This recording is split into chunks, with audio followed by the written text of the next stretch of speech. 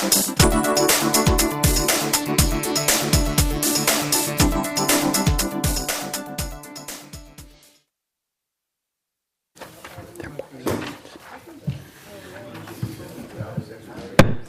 evening and welcome to the Board of Mayor and Alderman Budget Workshop. It is April 27, 2026. It is 5:33 p.m. I call this meeting to order. We've got no one signed up for the public comment period, and we're going to move on to discussion of the budget. Danielle, Bruce, who's taking it? I'll kick us off again. Thank everybody for being here tonight. I'll go ahead and give you just a note up front that general fund is not in your packets because it's not ready yet. We're still trying to pull some numbers together, especially for the compensation study portion. And so we hope to have all of that ready by Thursday at the regular workshop. So we can talk about that then. So in your packets are a few documents. The top page is nonprofit organizations. Now, typically, at the third budget workshop, we would have presentations from nonprofit organizations, but I'm not aware of any that were requested by the board, so we don't have anybody here. So here is the list that was proposed. You can see the top, 8 or 10 or so are ones we normally have, and there are some new amounts that they've requested in some of those lines. And then you get down to PAWS, which in the past we have not been funding. They've requested $31,000. Read to Succeed, Laverne Housing Authority, and Life of Victory are three new requests that we've received this year, and you can see the dollar amounts to the side of those: $10,000, $37,290, and $35,000. So all of those added together for the general fund portion of nonprofit is $180,000 that's been requested. Under the drug fund, there are two items that are being proposed. One is the Child Advocacy Center that we do every year. We do a portion out of general fund and a portion out of the drug fund. So the total for them would be $16,000. And then you have the Tennessee Association of Chiefs of Police, which can also come out of the drug fund at $4,500. And we have funded that in the past. So your grand total for nonprofit requests is $192,540. Staff, as in Danielle and myself, we need direction on what you would like to fund in this next fiscal year so that we can get those numbers put in the budget appropriately and ready hopefully for Thursday night.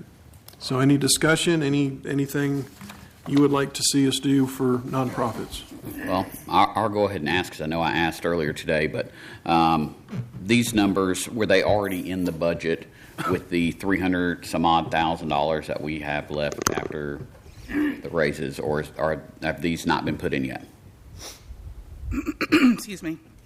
The ones that are in the current 25-26 budget, they were included in the 26-27 budget numbers. Okay. So that left-hand column would be. But Okay. it was it's everything we funded last year is in this year's, what you're saying. Except for PAWS and the new request, yes. Well, PAWS we didn't fund last year. Correct. and the IDB board. Right, and IDB was. 2000s. We removed that. The IDB doesn't want to give us more money, right?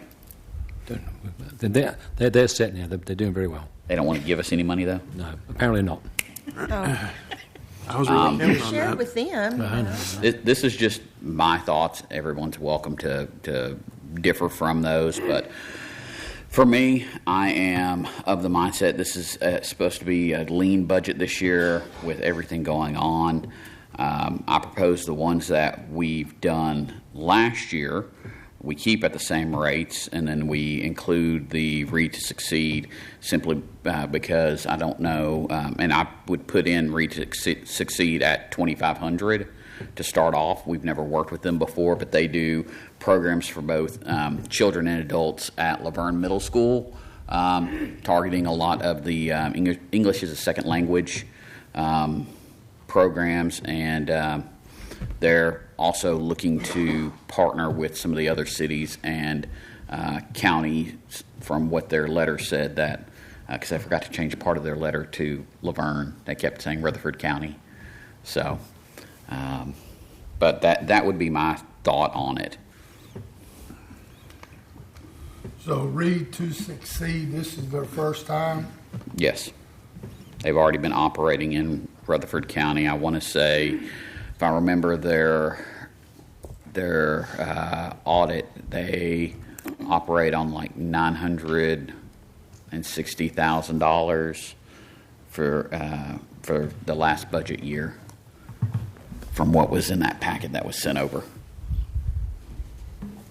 But they're about literacy in Rutherford County, increasing it, giving kids like books to be able to build their own home library, that sort of thing.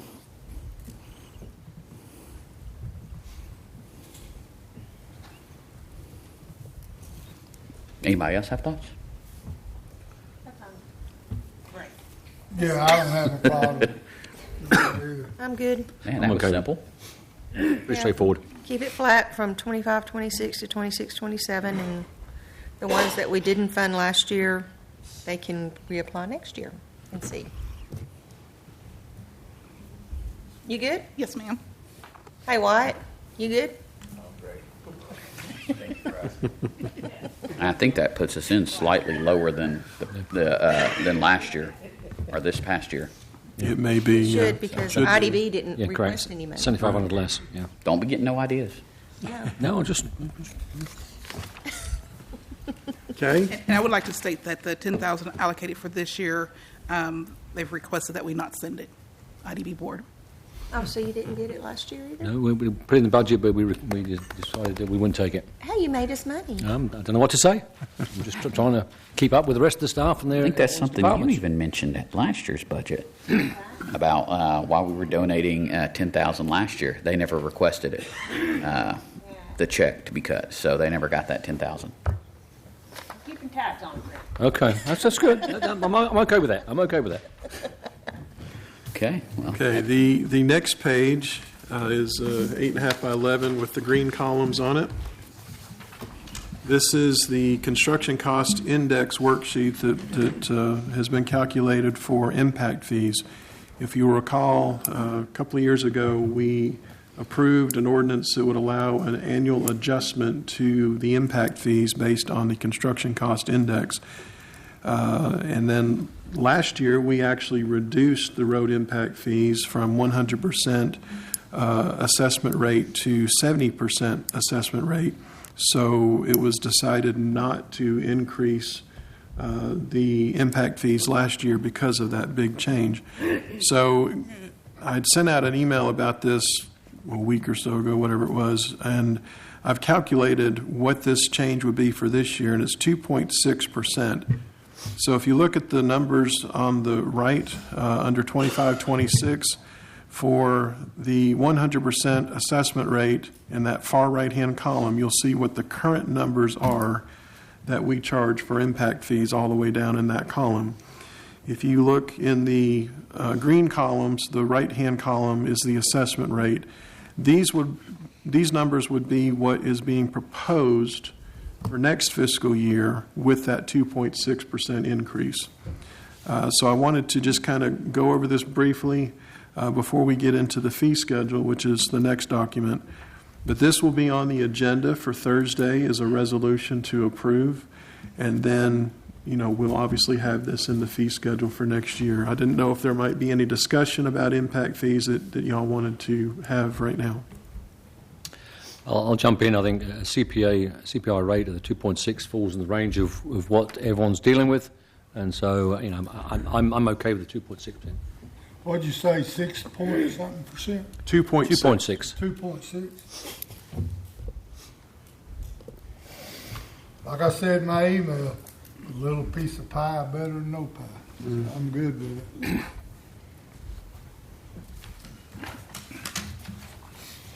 And it's all legal. We don't have to have no No study or anything like that? study, Correct. none of that stuff. We just implement it and it goes. Yes, sir. Tom, what are your thoughts on how that will impact recruiting and everything? 2.6%. I guess without comparing it to the others, I can't say. I think at one time we were overcharging. We gave you a study, I think, 6-8 months ago, maybe beyond that. it showed it was a similar project to the Twins it cost $1 million more to do business here than it does in Smyrna or other places. If everyone is kind of keeping up with this cost of living index or so on, then I say it would be fair. I say Smyrna's doing the same. I just want y'all to keep things competitive so we're not behind the eight ball trying to market the business here. If that makes sense. Bruce, for the resolution, can we pull those numbers just to see, talk to Dave and Darren to see what they're doing? Yeah, sure. Thank you. So from the numbers that Tom just mentioned and how much it was costing, after we reduced it, how much were the same numbers? Do you know, Tom? I think when you went back from, I think in certain things you were, Bruce, you can help me, I don't remember the actual numbers, but I think it put us right at or at the same where Smyrna, Nolensville, Mount Juliet was. So again, So it's a realistic it number. was a realistic number. It wasn't costing more. Again, if it wasn't that much, it would have made a big difference to develop here versus another city. And I don't know if any of y'all got the phone calls, but I know when Aldi came in and paid theirs, they called because they'd never paid that much anywhere. And so I was at his office the day, it just so happened, I was in his office the day that they had to pay that or talk about it. yeah. That's how I didn't even know about it. If I may say one more thing, I think if they weren't that far along, that deal may have went away. So, and then you all corrected it after that point. I think that's what kind of prefaced us getting that whole study. So, there's a lot of momentum this way. We're just going to keep it coming and at least give us a fair playing field. I just want to just point out that Aldi ended up buying the property. Mm-hmm. So some of the people leased the property, but Aldi actually bought the property from the developer. So it indicates to me that we're in the range still. They did complain, but we're still in the range. I'm glad you brought that up. I've been meaning to ask, are they the only ones over there that bought their property? Panda and all the other places are just leasing? There's some leases. Ole. And that all changed. Originally, they were going to lease everything, and then there are a few that I don't know if Fifth Third did. I know the C-store, we were talking about being a purchase, but that went away. I think Panda is leasing, Seven Brew is leasing, so but they're also open to selling other properties. Good stuff. Okay. What next? Following that, we'll talk about the. I'm sorry, one more time. So this will be on our agenda to vote on. Yes, sir. May It'll be a 7th. resolution to do that increase, that adjustment. For May 7th. The next document is the actual fee schedule. It's a 13-page document. We've highlighted the items that are being proposed to change. So the first group is on page 2 of that document, and those are the impact fees that we just talked about. If you go to page 3, at the top you have a brand new section for electrical permits. This is something new that the codes department is wanting to take over. I believe take that from the county instead of them doing it. It would be us, and Joe is here. He can certainly talk about that. We currently do not have an ordinance that authorizes these fees. What we will have to do is put that into effect with the June and July BOMA meetings. But this is what's being proposed, so we wanted to go ahead and put that in the fee schedule to see if y'all wanted to talk about electrical permits. So, question for Joe: are these numbers similar to what the county were going to were charging? These numbers are similar to what Smyrna. It's very comparable to Smyrna's fee schedule. Because this was the board. So before, if you pulled an electrical permit, the county came out and their guy looked at it, not our guy. So obviously, we're taking this over, and so these are Smyrna's numbers.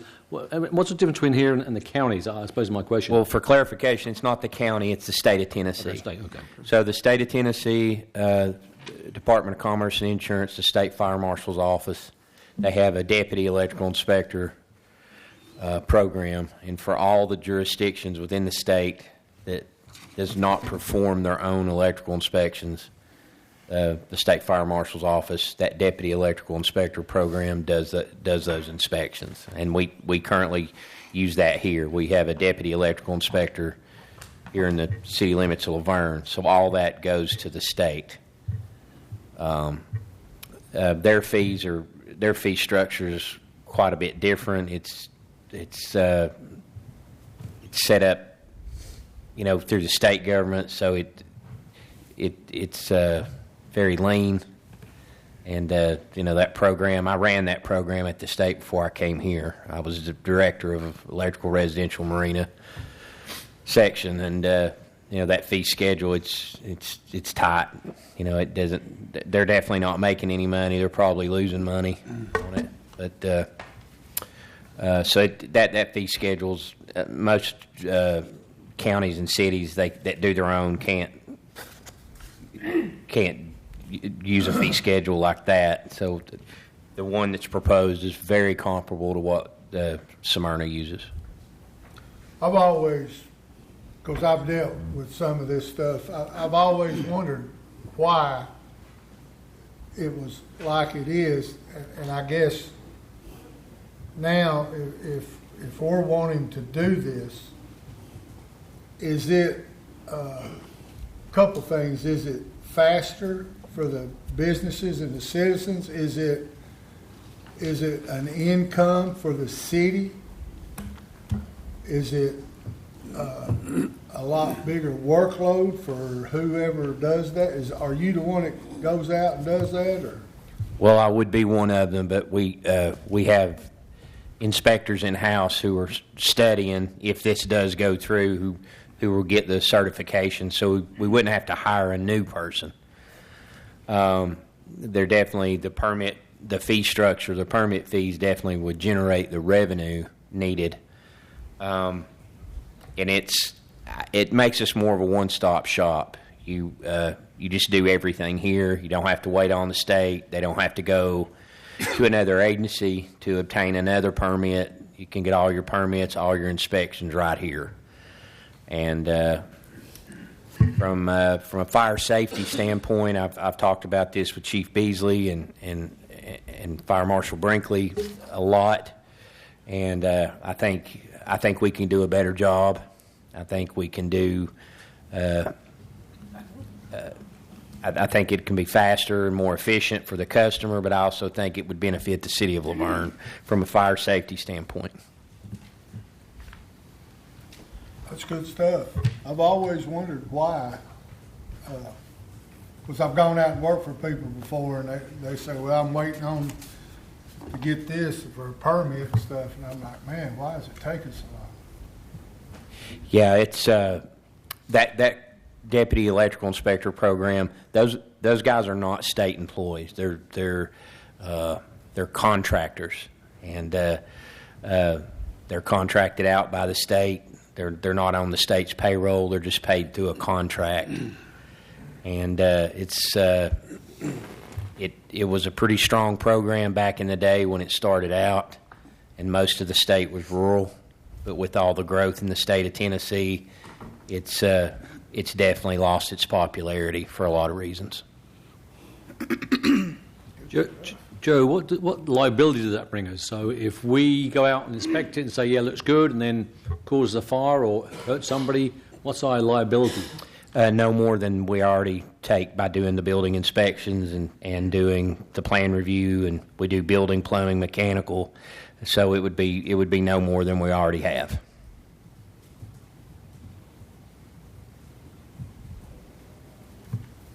How many? I don't know if we even know what's a good number as far as people coming and getting. By the amount of permits that we sold in 2025, just by my rough calculations, on this proposed fee schedule, we look to bring in upwards of between $250,000 and $300,000 just based on the data in Intergov. But electrical permits, are for a lot of existing homes too. Like if their breaker box have the problem with their breaker box, or they have to replace their heating and air unit, those require electrical permits. So it would be hard to really estimate until we do it a year or two to see, because the bulk of our permits that we sell now are for new construction. But a lot of you have a lot of heating and air change outs, a lot of service changes, service work on electrical services in homes, and we've yet to see that permit data. But that is definitely we would get those inspections if we took it over. Sounds like it would pay for the employee. I think it would. Typically, when we implement a new fee like this, we do not put a lot in the revenue budget just because we don't know exactly what it's going to bring in. But after a year or two, we should be able to estimate it a lot more closely to what it actually would be. Any more questions about electrical? Okay.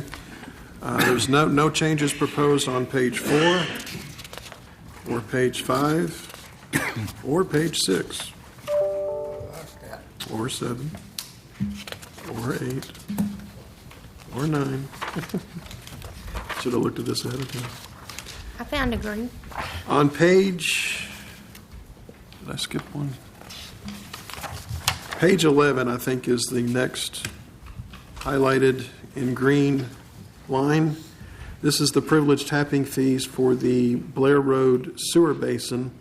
We've had the $2,800 per residential unit in the fee schedule in the past, but we did not have the warehouse cost, which is $2,800 per 10,000 square feet. This is what Smyrna charges, and we're just basically passing that cost on to whoever's building in that basin. So that's just an update there. On page 12, you'll see the usage charges for sewer, and these are going up according to the rate study that we completed a couple of years ago. So you'll see that like the residential first 2,000 gallons from last year is going from $23.34 to $23.81, and then each per thousand rate is going from $6.05 to $6.17. And you can see that commercial and industrial also have changes.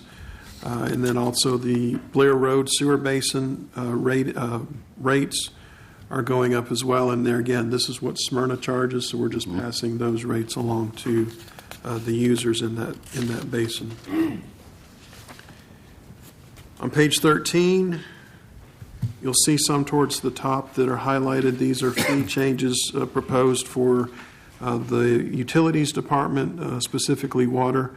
So the disconnect fee is going from $25 to $50. And if you look down towards the bottom of that section, you'll see that the service reconnect during business hours is going from $25 to no charge. So it's still $50. We're just kind of redoing how that fee schedule gets charged. The meter tamper fee, it was titled something else, but it's going from $50 to $200 plus damages, and a lot of that is our cost for the meter, and then whatever the costs are for replacing the pipes, and Dietz can explain it a whole lot better than I can, but that's just a proposal there. Return checks is going from $25 to $35. There again, that's a fee that the bank passes on to us. And then the water meter lock fee we are going to remove because that goes back to the meter tamper line that's up above that. And then down at the bottom of page 13 are our usage charges for water. There again, you can see the increases for residential, commercial, and industrial.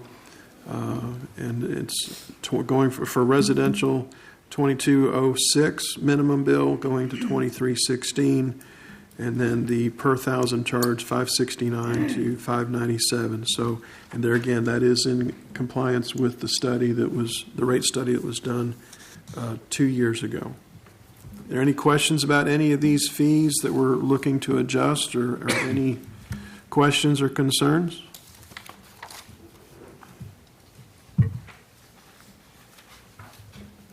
Okay.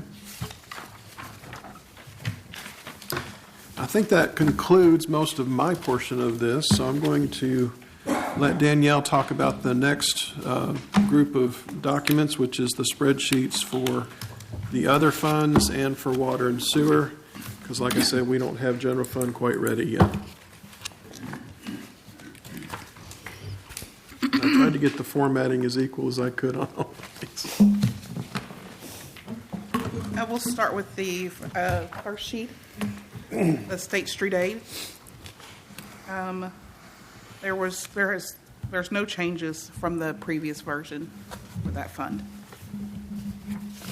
The next fund, the drug fund.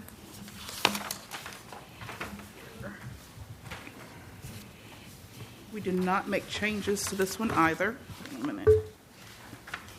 I was working on 110.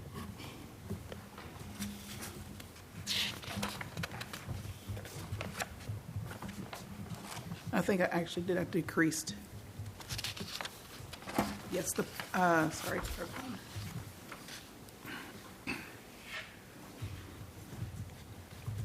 So the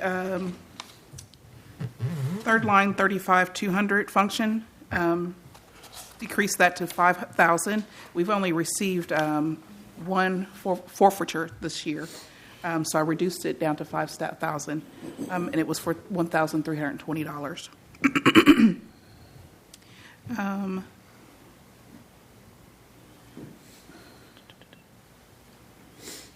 So that's the only thing on that fund that I changed.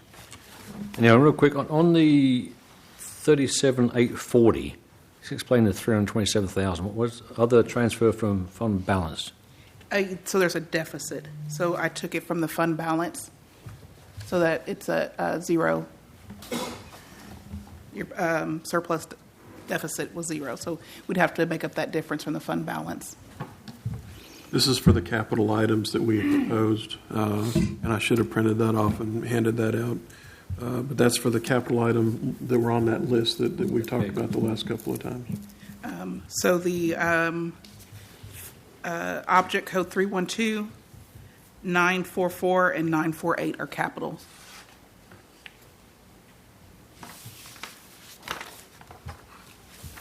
The next fund is your equitable sharing fund.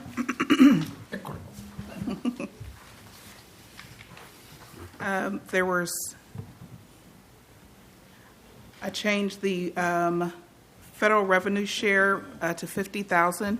That's for that's just those funds come from the federal government for law enforcement's sharing the proceeds of the federal bus. So I guess we haven't had as much this year.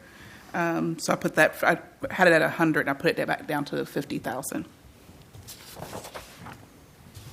And this fund, the line object code 312 for 20,000, 14,484, and 27,500 for 312. That's capital, and then your 742, the undercover operations. Sorry, not 742, 944, transportation equipment. That's also capital.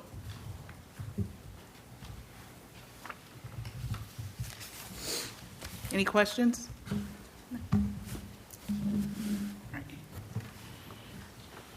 It's 3 pages. Okay, so this stormwater is 3 pages. Total revenue, I increased the interest from 40,000 to 50,000 on that for revenue. On your next page, on page 2 of 3, if you see the yellow box, so we're working on the salaries. So when the salaries are put in, then I have to come back through and do an allocation for the funds. So that's why those are yellow, is to make sure I go back in and change those numbers. So right now, as an estimate, I just use 6% from the previous years and to a placeholder. The salaries are in for 127. It's just the adjustment that would need to be made. And I increased 260. The it's $20,000. I changed it to $30,000. And on page 3 of 3, 944, the $255,000. That is capital.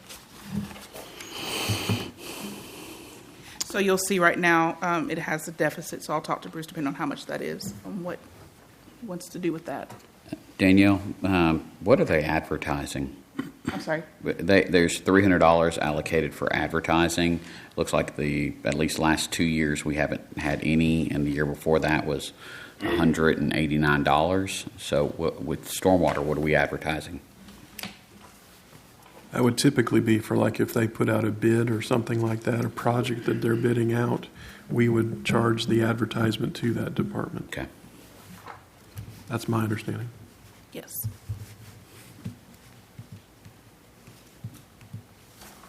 All right, the next fund, the Senior Citizens Fund. All right, Steve, you're up. 36,961, the transfer in from the general fund, that is the actual cost of 50 forward, so I changed that number. And the 939, that is capital for 80,000, and the second line for 10,000. That's for the metal roof and then the enclosure of that area. Yes. And that's on page 2 of 2, the capital. And how much did 50 forward go up this year? It looks like about a little over 40,000. Was there a reason why it went up? I think David. they were going to offer more programming. I think that was the main reason they went up. Because, and of course, their salaries went up and probably their benefit packages to their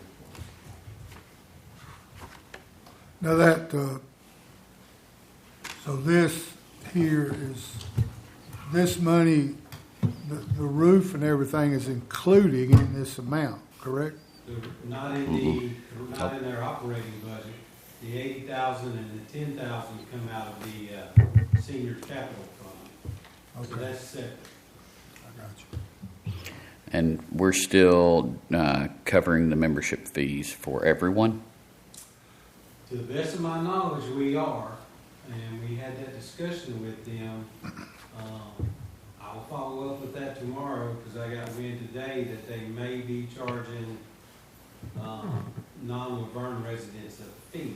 I'm not sure of that. I haven't heard that.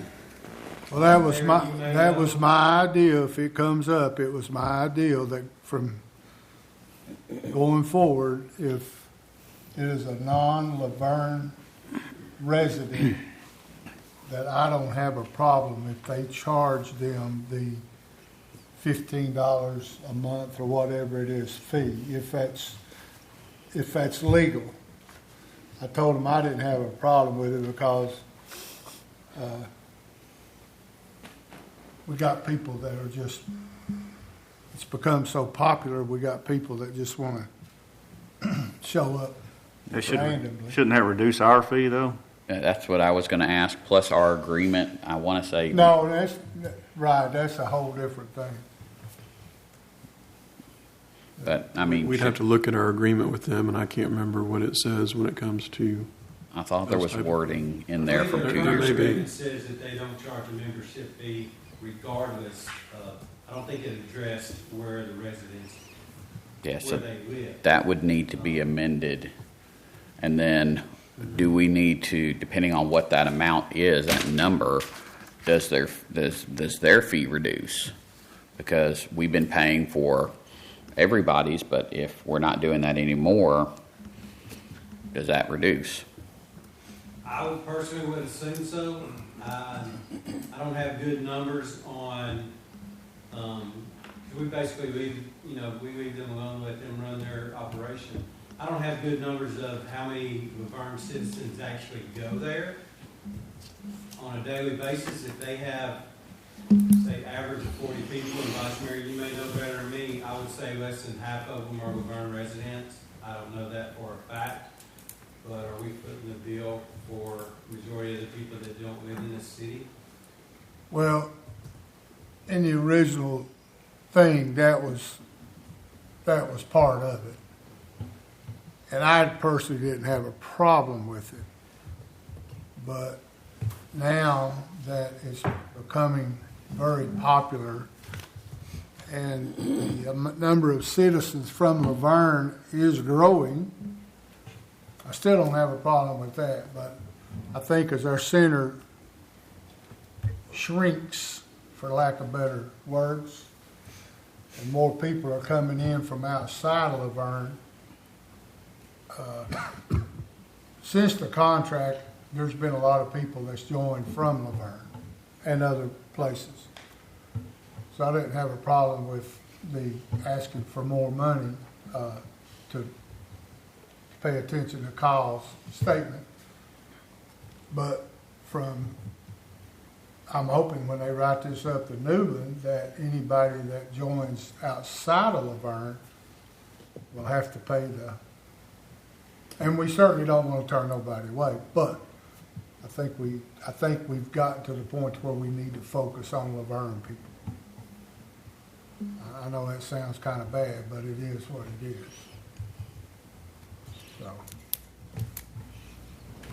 So It Bruce. doesn't sound bad, I just don't know how they would, or somebody's on their end is gonna have to put pencil to paper and figure out if you're having outside members come in that don't live in the city.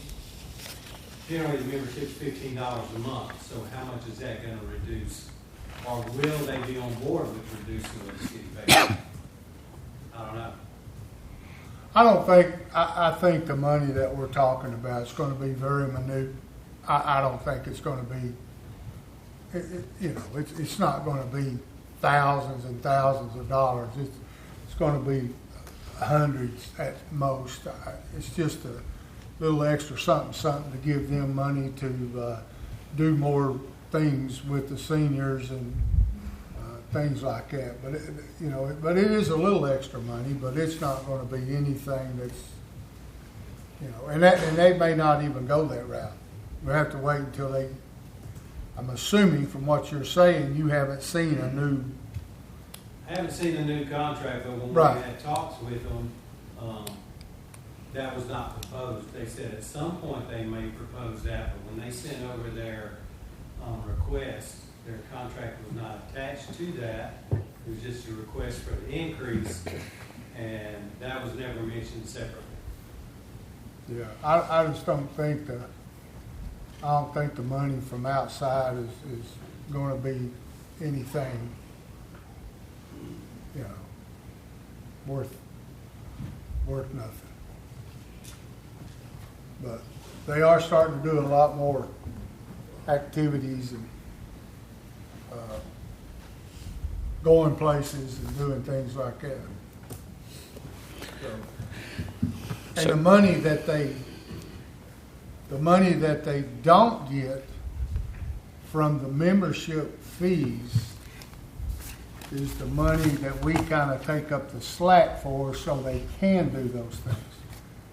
So if we cut the money, then we're not going to be able to have our cake and eat it too. We're not going to be able to cut the money and not charge membership fees. So, y'all know that's a touchy subject with me. So Bruce, can you and David look into making sure that we have our contract aligned and with how we're doing, and then we can discuss it on Thursday with the workshop, since we'll be voting the following Thursday on the budget. Yes, we'll look at the contract and see what the language says, and then if they've got a proposed contract for next year, we'll have to look at that as well, and then go from there. Thank you. This was talked about in the beginning. Is there a reason why we're only going year to year to year with this? Not that I'm aware of, unless their fee increases every year. It increased like, just off the top of my head, 30,000 from the first year, and it's increased 40,000 from last year to this year. What if it increases 60,000 next year? Are we still willing to put that? If it were to do that, or if they tried to do that, that would be something that would have to come back to this board and be amended, correct? Well, if you went beyond a year-to-year contract, if let's just hypothetically said we went to a 5-year contract, you would build into that contract a percentage increase from year to year, if any, and then that's what your increase is. It wouldn't be they come back with a different number. It would be next year this is your increase. It would be a typical, like a percentage that would be the maximum amount that they could increase. Okay, so would it be better for us as a city to try and lock into a contract, or just let it keep going? Possibly. We'd also have to look back at the RFP that we put out there for that service to see how that was worded. If you were to change to a longer-term contract, you might have to put that back out for proposals. I don't know. And I would say even if you don't have to go out to bid again, I don't necessarily think it's something that we could entertain this year, because we're just about to start voting next month or next week on the budget, and it would need time for their attorneys to work through it, our attorneys to work through it, and then both sides to negotiate on what that rate would be for those years back and forth. And I'm sorry, Bruce, I've got a lot of faith in you, but not in a week. I don't have that much faith in me. Well, no, and that's fine, but at least we're having a conversation, and once this budget year is over and everything, and gives David, Bruce, whoever time to put that in a conversation for the 27, 28. Yeah, we could definitely look at it for then and get Evan involved as well and do what we need to do. And I think that would probably protect the city and them. I'm concerned about what that rate would be. I want to say, if I remember from your numbers, Danielle, bless you. One more, and we have to make you stop it. But since we entered into this contract and going to what we have this year, it's increased almost to $100,000 or more, and that's in 3 years. So that increase is rather drastic. Yeah, in 24-25, it was $230,000, and then for next year, it's proposed at $310,000. So it's $80,000 in 3 years. And I will say, last year they did upgrade some computers, as far as I'm aware of, and that was in their proposal. And then they did add another employee, and It went to Fridays. so it Went to Fridays. Well, they actually went 3 to 4 to 5. Yeah. Yes, sir. So the people that sign up outside of Laverne, if this goes, and they'll pay like $15 a month, we're not sure what it is, just $15. Do they pay it even if they don't go that month, or I mean, how does that work, or do you know? I don't know right offhand. Yeah, that would be in their contract. I mean, because there's people that sign up, or people that are members, even Laverne citizens that are members. The only time they show up is for bingo on Thursdays, or if there's a party. You know, Yeah, I even talked to Lisa and Donna about it, and after talking with them, they said there's no way. Because what I told them was, is there any way you can figure out, keep tracks? Because they got this new computer system that you have to attend at least 66%, 3 days a week, in order to qualify for the good stuff, especially at the end of the season or at parties and stuff. And that, they say there's just no way that they can do that. And just for since we're just kind of discussing this, Smyrna's is $50 a year. Due at the beginning of they pay the full amount in January. Yeah, and I can respect that. The difference is Smyrna has residents who can afford to pay $500 a Well, and I year. think a big difference there, if you have a membership with 54 here in Laverne, even our members that don't pay membership currently, that still gives you access to any 54 run senior center. So, there's 5 or 6 more of them scattered about. Dobson is a huge one. They go there quite a bit. Dobson comes here and does programs. So there is a benefit there probably that Smyrna's not getting because they have access to one facility. I know there's been a discussion about $15 a month, and they do $50 a year. So depending on where we set ours, yeah. It's just, I've checked into that. It's an entirely different, what's the word I'm looking for, clientele as far as finances and things like that. Plus, Smyrna being a nonprofit also, they've got donors that are donating to that facility that are just unbelievable, So it's a whole different ball of wax. Anyway. Danielle? Okay. The next fund is the Streets Capital Projects. Excuse me. On page 1 of 2 for revenue, increased the interest income to $75,000, and then increased the road impact fees from $700,000 to $1.7 million. As of February, we had already collected approximately 1.5. You'll see last year that we did 1.3, and the previous year 1.7. So I increased that number.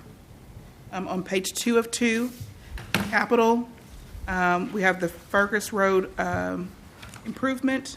Sorry, no, it's not. It's the Advanced Traffic Management System, the Blair Road west to Carruthers, and then the South Waldron widening are all capital. So that created a surplus of $1.3 million. Danielle, question on object code 6339, the bond for $2 million. Are we not going to incur any interest for code 640? Yes. I think that's a combined number. Yes, because it was an estimate, so I'll have to look at the bond schedules. I think y'all add that and separate those two out. And if you look at the previous page with the revenues and look at the transfer in from general fund, that number should be $1,821,769. That's the actual amount of the bond, and that's principal and interest. Okay. So that number should be in this line here on the expenses side. Function 37810 on page 1 of 2 for revenue. Danielle, 00182. What's that 75,000 with Old Nashville widening? I'm not certain. Hold on. Was it a capital last year? Yes. Let's see here. Let me go back to last year's.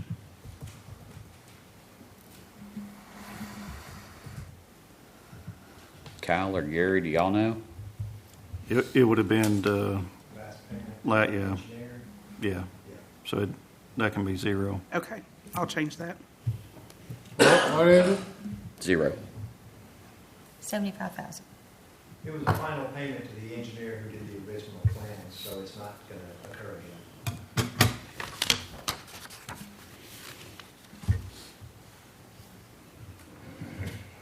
All right. Thank you. Found money. What I thought we was widening Old Nashville, and I didn't know nothing about it. Excuse me. Not yet. The next fund is the Parks Capital Projects. It's so on your version, you'll see that there's 2 yellow cells, and that is for the Hurricane Creek Greenway Phase 2. So the new version, I have $341,000 of transfer in from the general fund, and then $341,000 in expenditures. Okay.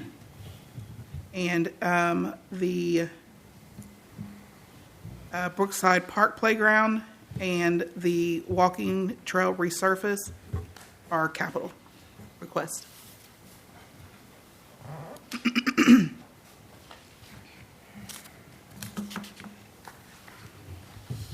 And I increased the park impact fees to $300,000.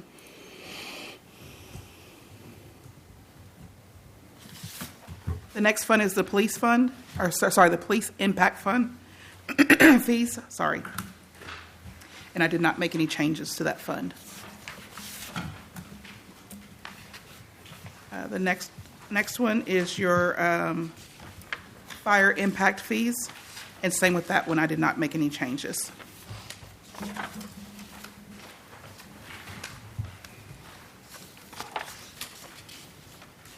Now then, this budget for the fire, police, parks, with us, if this new impact fee goes by, those numbers will go up a little bit, won't they? Yes, we did not adjust for that at this time, so yeah, that we should have higher numbers by 2.6%. Huh? By 2.6%. 2.6%. Hey, every little bit helps. That's right. All right, we'll move on to the water and sewer fund. Excuse me.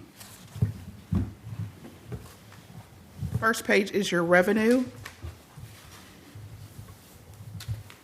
Here. So the changes to the changes for the revenue, you'll see 37211, which is sewer services charges Smyrna. That should be 0. That is the where we just collect the funds for Smyrna, and then we send them the money each month that we collect. Bruce, did we look into the Tower Co rent? I have not had a chance to do that, no, sir. Okay.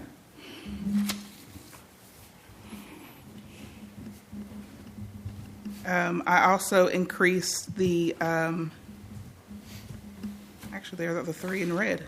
And so that's your irrigation tap fee, contributions for water tap fees, the sewer tap fees, and that is it.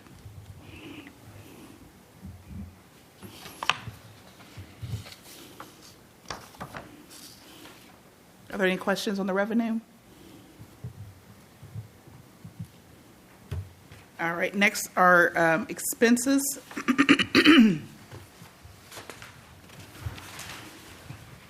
So you'll see that the other wages, once again, are yellow because I have to put all the wages in and then do the allocation for that. Object code 260 for page 1 of 7, I increased that to from 10,000 to 20,000. And then object code 259 for $150,000 is capital. Object code 312 for 10,000 is capital. And then object code 320 for $130,000 is capital in that department, 413.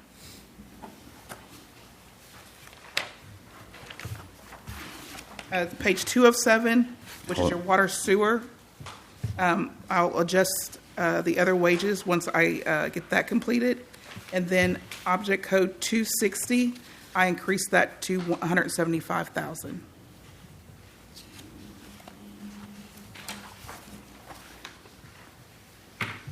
Page 3 of 7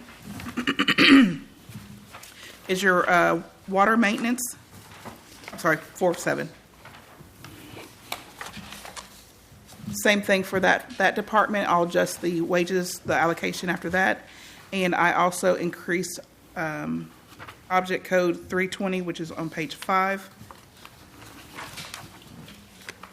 from $365,000 to $850,000.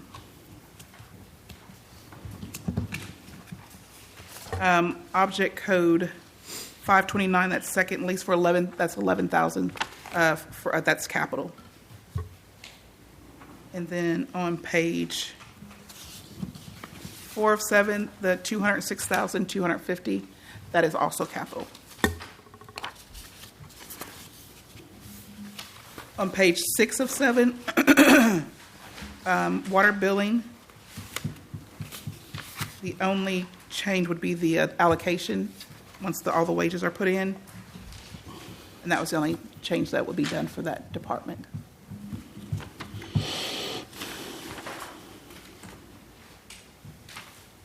Have any questions?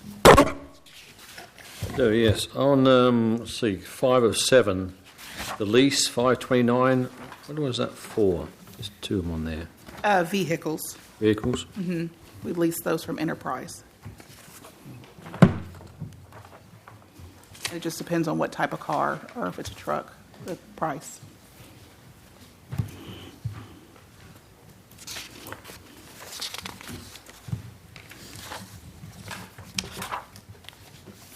And so if you see anything,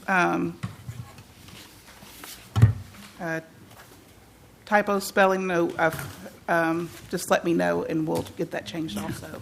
With 278, we've been averaging 200 this year, going up to 300, but we're budgeting 1,000. Which page? 278, 6 of 7, water and sewer fund expenses. Okay.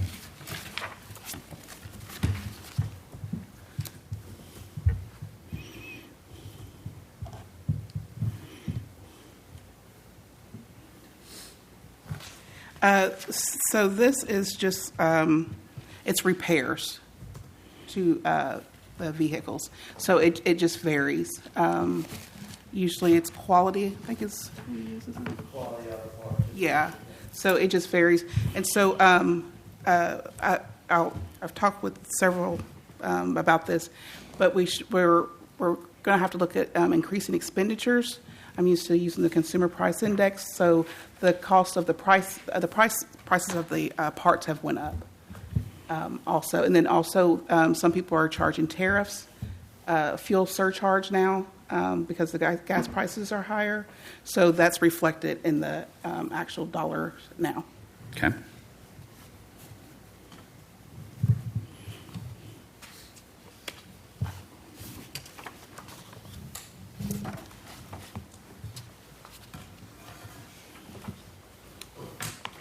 Danielle's been busy, hasn't she?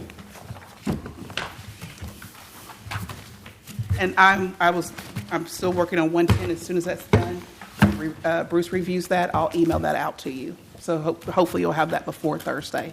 What is it? The general fund 110. With the compensation in it. Yes.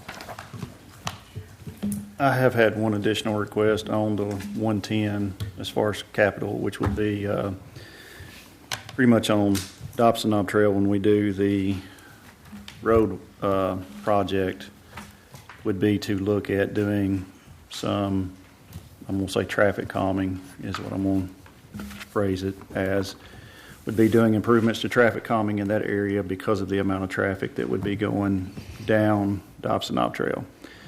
So I think that's one thing that if y'all want to discuss, I think it'd be a good time to discuss it to see what that amount might need to be and what everyone would be looking for on that. Not a bunch of roundabouts? No roundabouts, just basically one thing that has been discussed maybe is we haven't allowed, speed bumps, speed humps, things like that, but speed cushions have been discussed before.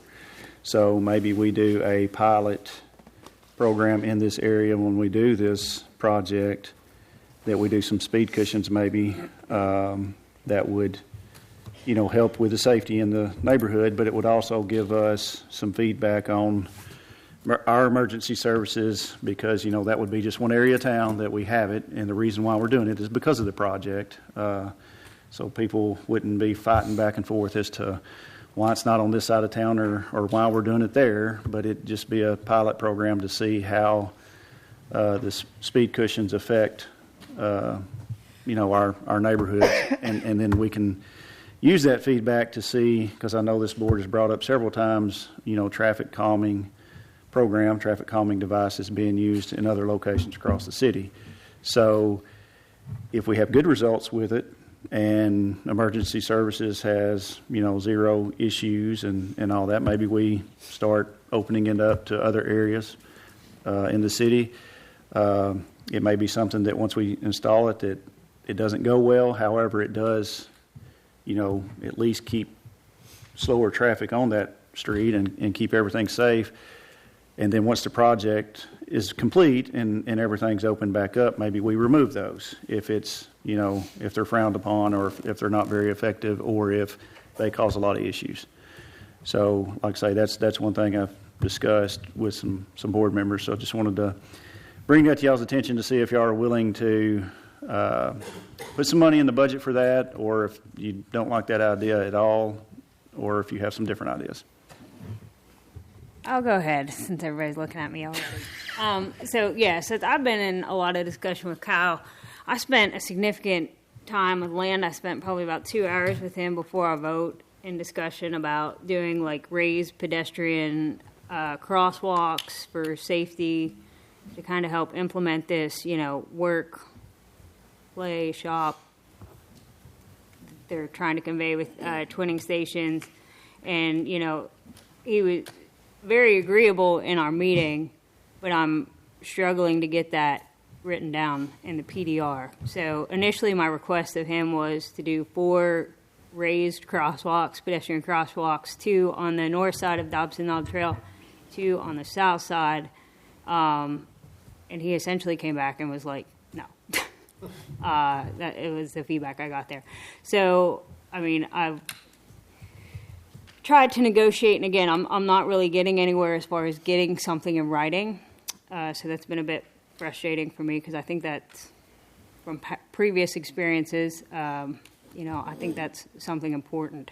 So I've kind of gone back, and Kyle's going to speak with him more tomorrow, and I'm asking him to at least consider reimbursing the city up to $50,000 in traffic calming pedestrian safety devices through that area, especially since those properties will straddle the Ridge community, and Dobson Knob Trail there will be heavily utilized, not just for twinning station traffic, but for school traffic, really, with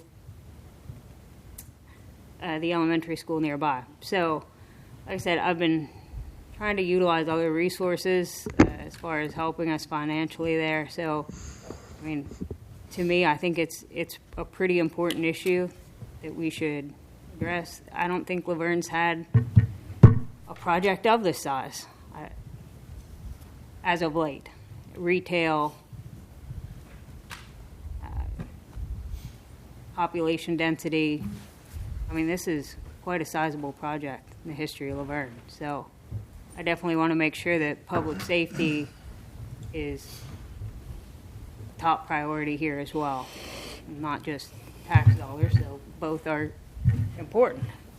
So that's led me to several conversations with Kyle this week. So what you're talking about is safety and trying to get the developer to pay for the speed arrangements to what Kyle's talking about. Well, I guess I should say in collaboration. Okay. In collaboration with us, at least if they're not going to implement the pedestrian crosswalks, as I suggested, to at least help contribute. So it'd be considered off-site improvements at the same time, and I know we've done this with other developments that have come in. Kyle, we can earmark some of the impact fees for that twinning does specifically for this, correct? You could. It's just it's one of those things. Do you feel that the impact fee should be received, and then on top of that, this also addressed? Yeah, that's what it comes down to. I would say, and this is just a very quick. There's not a whole lot of science behind it. Our good friends ChatGPT looking at what the average cost is of raised crosswalks, and you were talking about came up with the number of 160,000. So that's what I would say starting off looking at. But are you wanting to earmark the impact fees in the future, or are you wanting to kind of go the route what I was talking about as far as a pilot program? Because Yes. if you do raised pedestrian walks and we decide, hey, that's not where they need to be, or we should have done something different, that is a extreme expense compared to the speed cushions if we're basically looking for pedestrian safety and trying to slow people down. And I do get what Kyle's saying as far as trialing the speed cushions before we do a more permanent pedestrian crosswalk. And to Land's defense, part of his thing with not wanting to put money up front for this is because of the timeline, right? Because with the widening of Waldron Road, it might be a few years down the road before he even gets a tenant in the apartments. So to his defense, his traffic flow will be a problem long before his project is complete. That was his defense as to why he didn't want to put money up front. So as someone who lives there day in, day out in that neighborhood versus the four of us who, I'm over there from time to time, but we're not over there on a regular basis, speed cushions are the route you'd prefer to go in the interim? I think as a temporary solution, I think that would be a good option. And I would say we don't earmark yet because I don't know that it's going to be built. Right now we got to go with what money we do have. Okay, so how much are speed cushions? I think if we did, if we could just have $100,000 in the budget, if we're doing speed cushions, I think $100,000 would get us probably four that we could probably. Speed cushions are not. We can put Right, but I'm just saying we could. If we had $100,000, I think we could basically do a pilot program on that street as this project's going on to see. It takes care of a lot of issues that we've been asking about because, like I say, this board has continued to say something about traffic calming devices, and y'all have always been met with no. No. So I feel that might be the better solution in the immediate time frame, and then once we know further along how Twinnings is going to develop out where those crosswalks and stuff like that need to be, we may then do the raised pedestrian crosswalks. But to do a raised pedestrian crosswalk like we've been discussing, they're going to be expensive. And not only are they going to be expensive, you're going to have to look at the drainage. Mm-hmm. It ain't just, hey, this is where it's going to go. We got to do a lot on those. Maybe we can get the HOA to pay for it. What's that? I said maybe we can get the HOA to pay for it. Believe me, there are some people over there that would. I mean, I'd put $1,000 down on it if you're telling me that I had to pay for it. I bet you there got some neighbors that would. New assessment zone right there. So, Kara, where you suggest on putting these?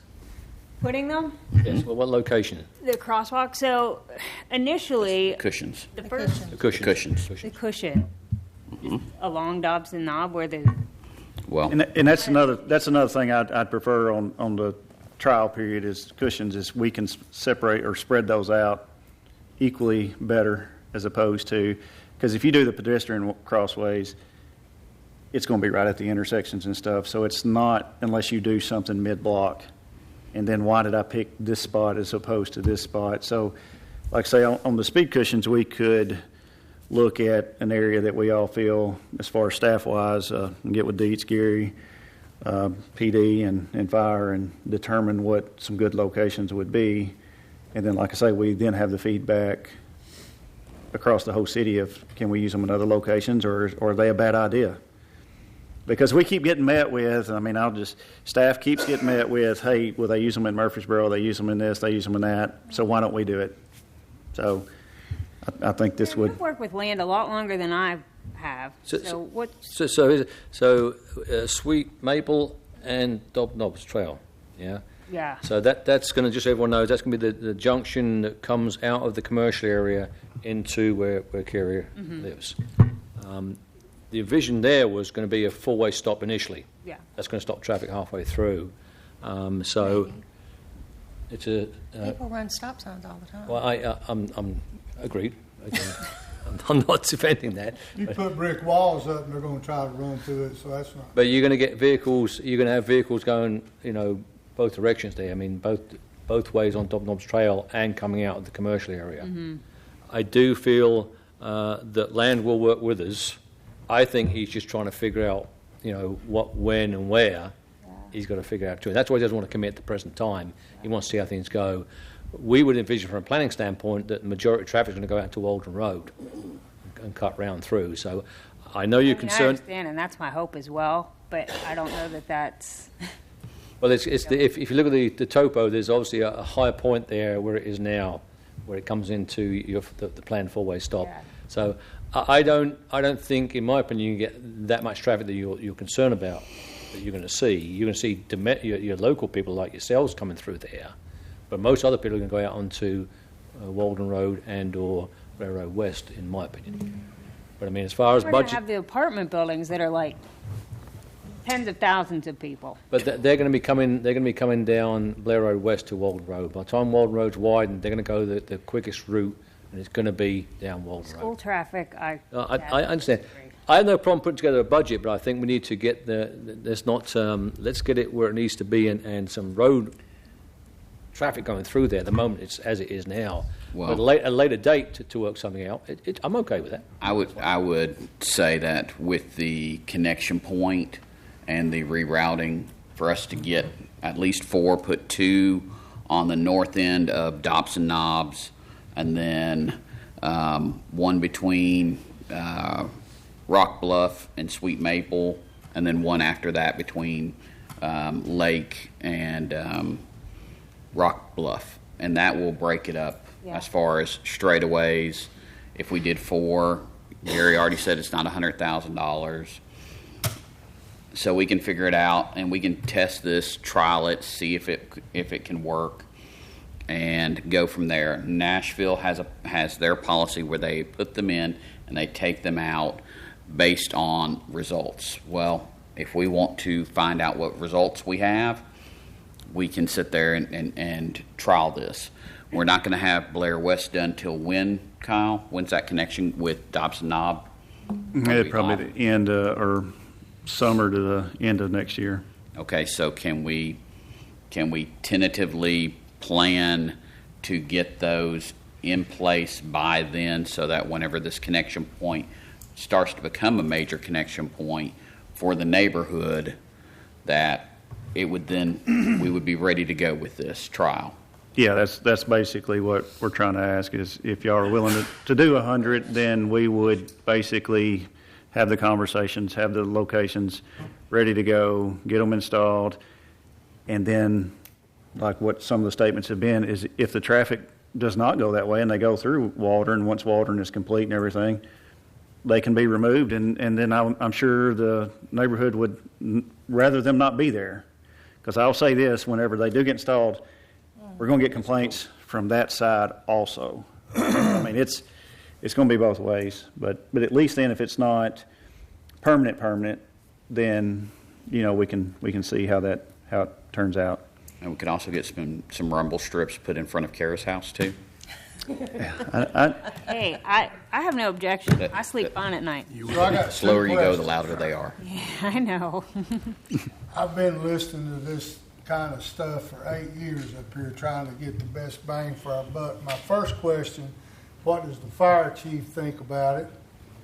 My second question is, my neighborhood's a whole lot older than that. How come I can't get them? Why are they getting them? And my response to that right now would be, basically, we've got a road project that we're fixing to detour the They've been traffic. building a road project over here where I live for 25 years. You see where I'm going? Sure. Oh, I deal with the people every single day. Oh. I've been cussed out probably more than I mean, So it's- this is, So anyway, this is just where we decide to let trial. me get my question answered by Mr. Beasley first.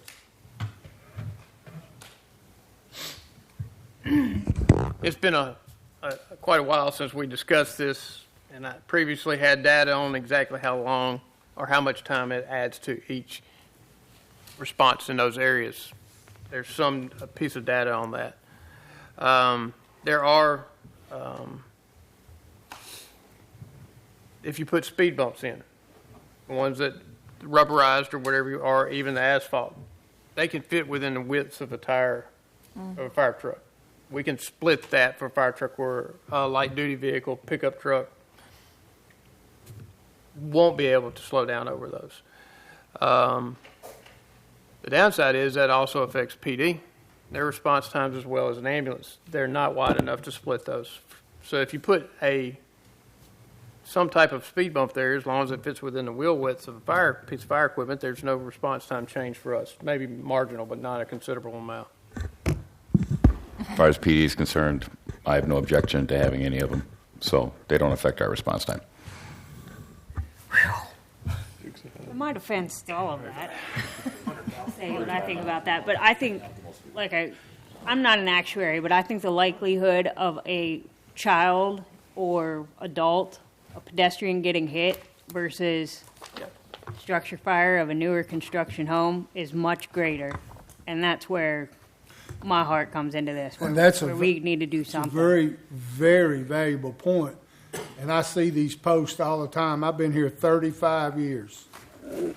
And as far as I know, and it wasn't even because of speeding, it was because the little boy ran out in front of the school bus over there on the Centennial. Is that correct?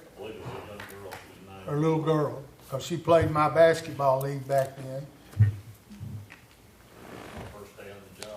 And there's never, ever, that I can think of, that's ever happened.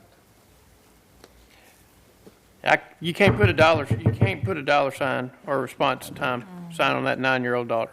No. I mean, I can't argue that at all, and I'm not saying we shouldn't have them. You asked me a question. I mean, I know we've had this conversation before, and you were apprehensive. Well, you were talking about putting 6 or 8 of them in a section of a street. That you're not taking seconds off. You're taking minutes off of that. 2 minutes off. Yeah. And I mean that's significantly different than putting a strip that a fire truck can split the difference. When you put multiple, that along with our friend from England's roundabout in there. I mean, when you put Leave that, Donna alone. Donna have that done? yes. No. I have a lot of mixed feelings about those things. A lot. But I would certainly go with but back to Kyle, definitely will be giving them your phone number because I want them in front of my house where my kids play. I don't care about them people over there. And that's exactly what we're going to get. And if you don't think you're not, I'm sending all my calls to you. yeah, I'm going to send them the call. I can But send you them see where I'm going. You can't make everybody happy. you can't. I'm trying to remember your email you sent us, and what did Land reply back to? You gave us answers.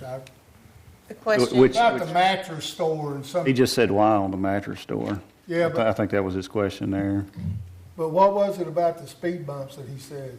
It's essentially, I mean, I couldn't tell you exactly what the email was versus the conversation, but it's essentially he doesn't want to commit to that yet without being, like what Graham stated, a few years down the road. He doesn't want to have it on a commitment that this is what he's got to do because he still doesn't know how everything's going to pan out. Now, he has stated, and I think he's still stating to Kara and everybody else, that he is willing to work with the city and wants to work with the city and will look at it. But see, that's nothing guaranteed.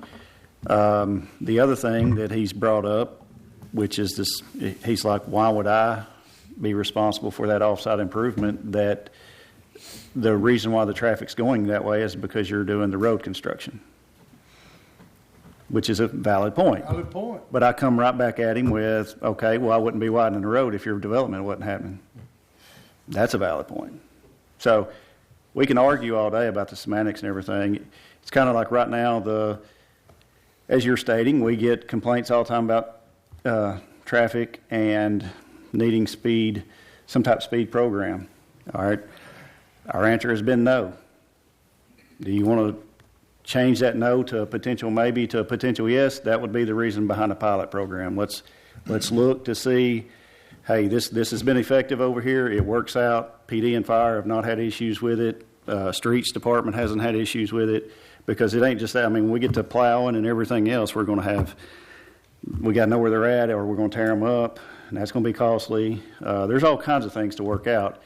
But at least then, if we do have success with these, I think we can then go into the conversations that we've had before, is do we start having a traffic calming program that, like what you're saying, okay, I've got a complaint on this side of town. We have a group that reviews each one, puts some measures in. They may come back out, they may not. It just depends. It's something that basically is sitting there that there's no reason to discuss a program if we're not going to allow the results of what the program's going to state it needs, which is speed cushions and things like that. So you talked about, and I seen you and Michael nodding your head, so Michael must know about it too. I guess I don't.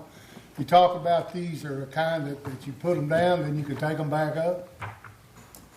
I don't personally have a lot of experience with them, other than what little bit of research I've done, but yes, that's the way I understand it.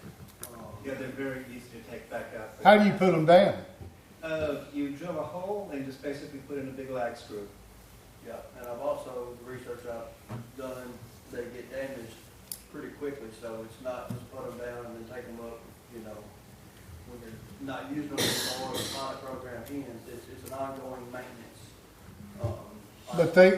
But they can be moved to another part of town. Yes, sir.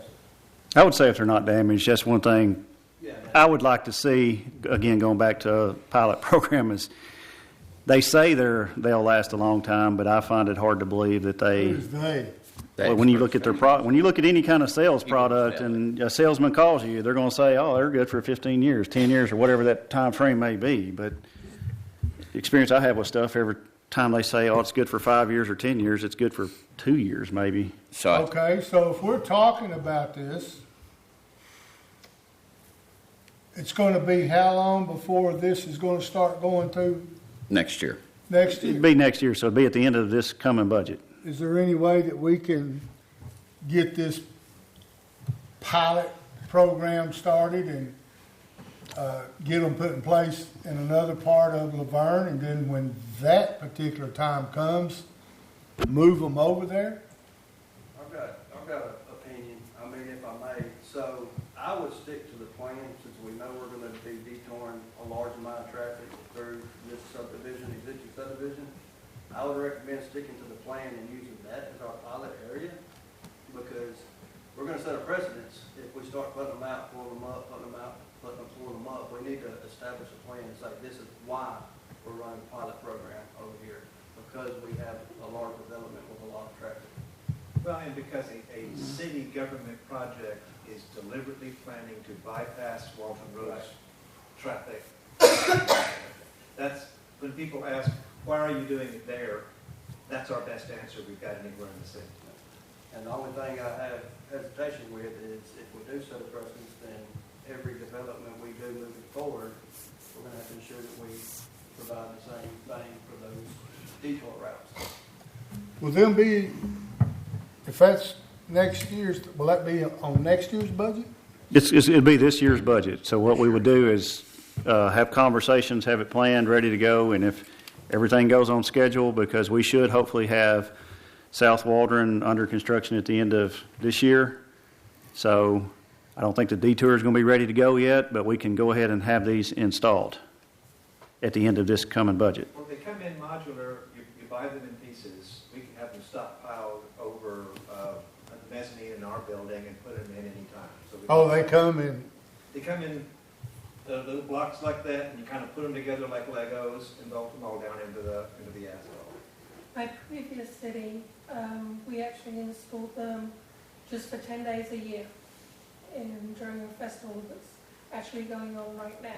I can put you guys in touch with the people in that town that deal with them directly if you input them. I mean, we Put them down for 10 days at a time? It's for a festival It's a day. state street, so it's a state highway. We're not allowed to put in anything permanent. It took them 5 years to get permission from the DOT to even put it in temporary, because it goes straight through the main street of town, and there's a lot of foot traffic during the festival. So they have it down just for the festival, and then it's pulled right back up at the end of the festival. So Kyle, Experience any type of, I guess, just rules of spending, so you gotta drill on the asphalt, as Gary mentioned, freeze-thaw, where the water gets in there, because I mean, I would assume that that would cause road conditions to Do you put decrease. epoxy in it? Or you put the max glue in. Because then when you pull it out, you just. He's already thinking about having to pay. Kyle hit on plowing, I mean, they would almost have to be removed during plowing season, because, you know, there is an area which obviously once other roads connect and it's no longer a one-way in, one-way out, we probably won't be plowing Dobson High Trail. That's a good point with If the you want to ask the plows go up. director there, I So- can send them. Yeah, that'd be great, and I'll plan to do some research on this further, and, you know, we've never installed them, so it's not something I'm familiar with. The plow will go over them? no. I mean, certainly, I guess it could, but What most No, cities the do plow is takes it off. they pick up the blade. And so you got these little things, you have the signs there so that the guys can see them, and there's just unplowed areas right around where these, that's a nightmare. Yeah, that's what it is. You'd plow up to them. I mean, that's just what you do. Because you wouldn't pull them out just for the, No. They would get you. yeah. Michael's already thinking about paving. Fix them holes. So I think the pilot is fine. And we talked about 4 of them, so I would say figure out what the cost would be for purchase and installation, and that would be your marker. Is that something that we would install in-house? Mm-hmm. Yes. And as of right now, we don't know the cost of it. I've got a good idea. I mean, Gary's, I've actually priced the pieces parts. So they come up at about $2,000, $2,500 per location. But he'll be retired by the time we need him. Oh, yeah. Amen, brother. Vetoed. But Dietz will also need the equipment to make those drills into the asphalt. It's just a regular drill. That's it. That's no problem at all. That's not. Okay. So Says the man who's retiring. We just need to have. Denied. extras on hand. Need to what? Have a few extras on hand, so when they do get damaged, you know. So Gary, you're saying 4 at 2,000 a pop, is that what you said? It's 2,500. Okay, yeah, so we want to keep probably at least, you know, that many on hand. Well, they made out of old tires or something? usually. Frequently, they're hard rubber.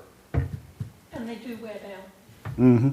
because over the course of that festival, some of them would show wear. Okay. And that's just a 9-day festival.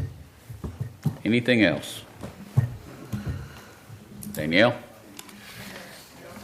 Bruce? No, sir. Okay. Well, we'll see everyone on Thursday for the workshop.